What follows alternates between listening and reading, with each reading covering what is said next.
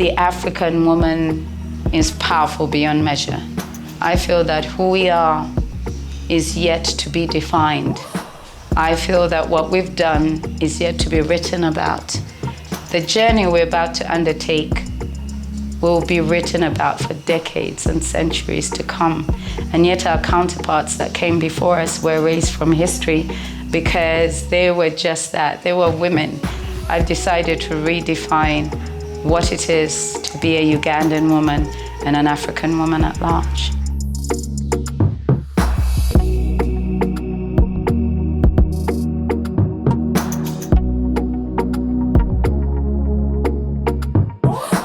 My name is Nana Kagga. I'm a petroleum engineer.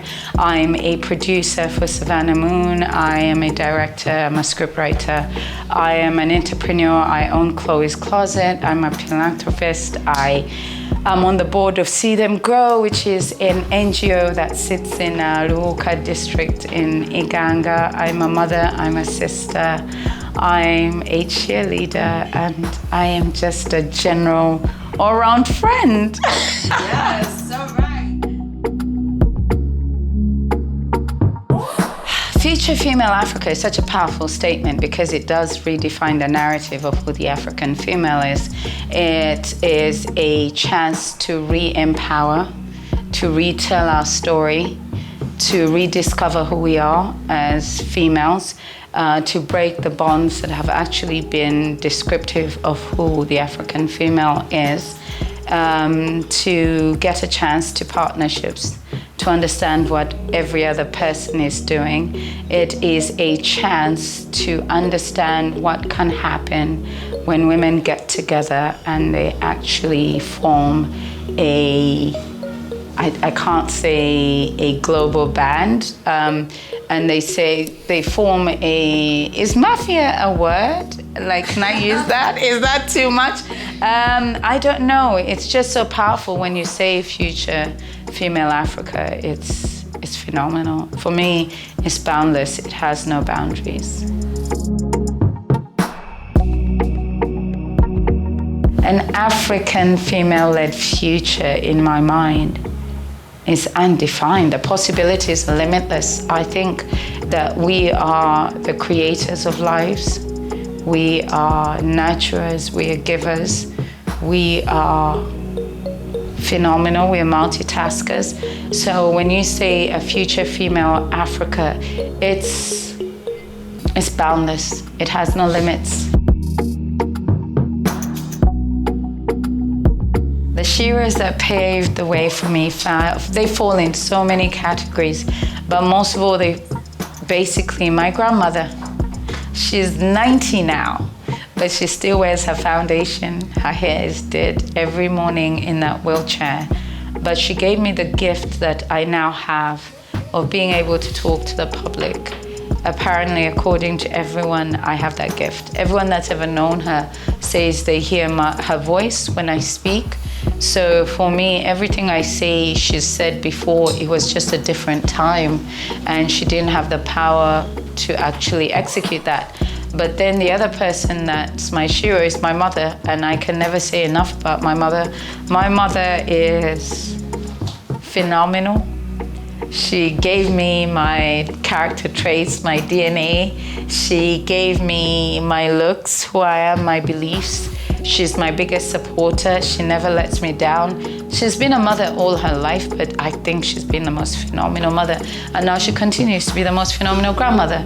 She believes in all her children. She believes in the world, in goodness, in possibilities. My mother is the love of my life, but can I also introduce my father? He's not a Shiro, but he's a hero.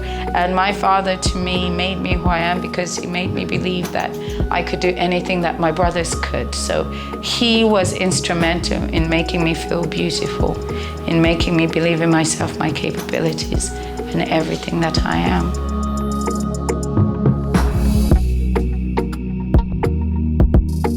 I do feel a need to participate in shaping the African brand because according to my counterparts when I was growing up, I wasn't the acceptable female. I wasn't the girl that most boys wanted to be with. I was the wild card. I was the risk nobody wanted to take. And I want every single girl that feels like that on the African continent to believe that life doesn't end with acceptance from other people. It actually ends with accepting those very parts of yourself that you fear the most. So I think that my job in life is to tell every single person that the parts of you that people hate are the ones that they fear the most, because you're powerful beyond belief.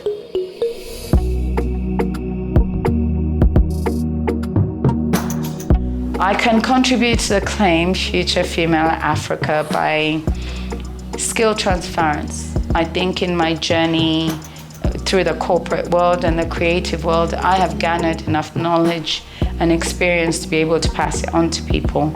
In my 15 years as a petroleum engineer, I understood that the oil and gas game is an extremely patriarchal society. But as women, we need to be present, because we're multitaskers and men tend to make unilateral decisions. I will say that again. We need to be present, because when you need to redefine a nation, you need women. And when you need to redefine a nation, you need to redefine the resources of that nation, and women need to be part of that. They need to be part of the negotiations. They need to be part of everything that happens. And I feel that we are the voices of nations. We give a broader perspective.